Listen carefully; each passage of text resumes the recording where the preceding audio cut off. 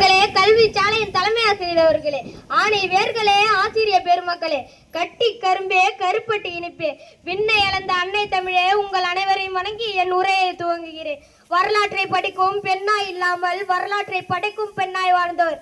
கணவன் கொல்லப்பட்டால் தானும் சேர்ந்து உடன்கட்டை ஏறும் பெண்கள் மத்தியில் 7 ஆண்டுகள் பொறுத்திருந்து ஆங்கிலேயருக்கு திட்டம் தீட்டி படையை சேர்த்து சிவகங்கையில் பிறந்த ஆங்கிலேயரின் கொடியை கிழித்தெறிந்து மீண்டும் தன் கொடியை பறக்கவிட்ட வீரமங்கை வேலு நாச்சியார் தனது 50 வயதில் வீரமாக போரிட்டு போரில் வெற்றியும் கண்டு முதல் பெண்.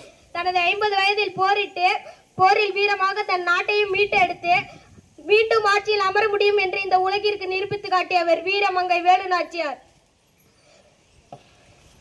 மலர் தேடுவதும் ஆடவருக்கு சேவித்திருப்பதும் அஞ்சுவதும் கெஞ்சுவதும் நாடுவதுமாக இருக்கும் பெண் அல்ல நான். புணரி நீராடி முளரி தோல் கொடுத்து களரி வதம் புரிய வந்தாலோ வளரி படையாவும் சிதறித்தான் ஓட செய்தாலே குமரி என நான் பெருமிதம் கொள்ளேனோ என்று பாரதிதாசனும் பிறப்பதற்கு பல ஆண்டுகளுக்கு முன்பே புதுமை பெண்ணாய் வாழ்ந்து காட்டியவர். 1730ஆம் ஆண்டு ஜனவரி 3இல் ராமநாதபுரம் சமஸ்தானத்தை சேர்ந்த மன்னர் செல்லமுத்து விஜய ரகுநாத சேதுபதிக்கும் முத்தாத்தாள் தம்பதியினருக்கும் ஒரே மகளாய் பிறந்தார். 6 மொழிகளை நேர்த்தியாக கற்று எழுதவும் பேசவும் கற்றிருந்தார்.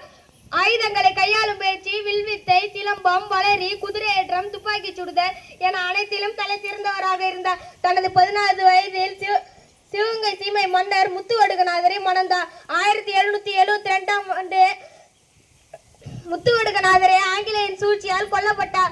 என் கணவனை கொன்றவனை நான் கொல்லாமல் விடமாட்டேன் என்று தன் நாட்டையும் மீட்டெடுப்பேன் என்று சபதம் விடுத்தார்.